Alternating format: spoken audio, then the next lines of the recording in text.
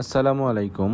আশা করতেছি সবাই ভালো আছেন। প্রতিদিনের মতো আজকেও সকালে বের হইলাম, সাথে আমার বাবা আছে। আজকে আমরা রাস্তার এই দিকে আসলাম। তো গন্তব্য হচ্ছে আমার আব্বুর যে কলেজ, ওই দিকে যাওয়া। আমার আব্বু রংপুর কারমাইকেল কলেজে পড়াশোনা করতো।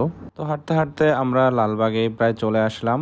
এই তো দেখতে পাচ্ছেন, এটা হচ্ছে লালবাগ যে মোড়টা, এটা। তো আমরা কলেজের দিকে রওনা দিছি। কলেজে যাওয়ার পথে এই জায়গাটাতে দেখতেছি যে দেয়ালগুলো সব ভাঙা। আমার মনে হয় রাস্তাটা দুই পাশে চওড়া করতেছে, যার কারণে এই দেয়ালগুলো ভাঙা। এগুলোই হচ্ছে কারমিকেল কলেজের বাউন্ডারি আর কি। তো মনে হয় রাস্তাটা চওড়া করবে, যার কারণে ভাঙছে। এর দুই পাশে, এক পাশে অবশ্য লাইব্রেরিগুলো ছিল, ওগুলোও ভাঙছে দেখতে পাচ্ছেন। তো সকালবেলা ক্যাম্পাসে তেমন লোকজন দেখতে পাচ্ছি না। এই জায়গাটিতে সবসময় মানুষজন দিয়ে ভরা থাকতো, স্টুডেন্ট দিয়ে ভরা থাকতো। যেহেতু অনেক ভোরবেলা, শুধু যারা হাঁটাহাঁটি করবে তারাই ক্যাম্পাসের মধ্যে আসছে। তাছাড়া তেমন কোনো লোকজন দেখা যাচ্ছে না। খুব অল্প কিছুদিন আগেও আমার বাবা এরকম হাঁটতে পারতো না, মানে শরীর এতটা দুর্বল ছিল। যাক, আলহামদুলিল্লাহ, আল্লাহর রহমতে সে অনেক সুন্দর হাঁটতেছে এবং ক্লান্ত হচ্ছে না। আগে একটুতেই ক্লান্ত হয়ে যাইতো।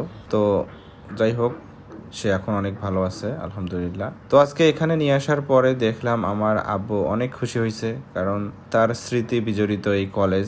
আব্বুর মুখে এই কলেজের অনেক গল্প শুনছি। সৌভাগ্যক্রমে আমিও এই কলেজেরই ছাত্র ছিলাম।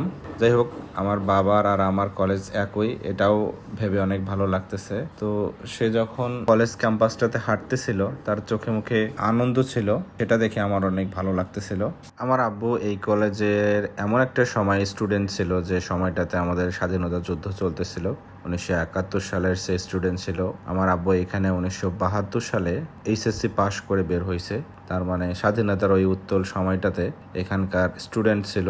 সে ওই সময়কার অনেক গল্প আমার সঙ্গে শেয়ার করলো। যাই হোক, সেগুলো শুনে অনেক খারাপও লাগলো। আবার আমার বাবা যে এরকম একটা সময়কার এখানকার স্টুডেন্ট ছিল, সেটা ভেবেও অনেক ভালো লাগতেছিল। দেখুন, সকালবেলা অনেক ছেলে এখানে আসছে। বেশিরভাগ ছেলেগুলাই ক্রিকেট খেলতেছে, ফুটবল খেলতেছে। ভোরবেলা এত মানুষ ভিতরে, সেটা আমিও ভাবিনি। ভিতরে এসে দেখি অনেক ছেলেরা এখানে খেলতেছে। আব্বুর মুখে এই কলেজের একটা বিষয় শুনে অবাকই হইলাম।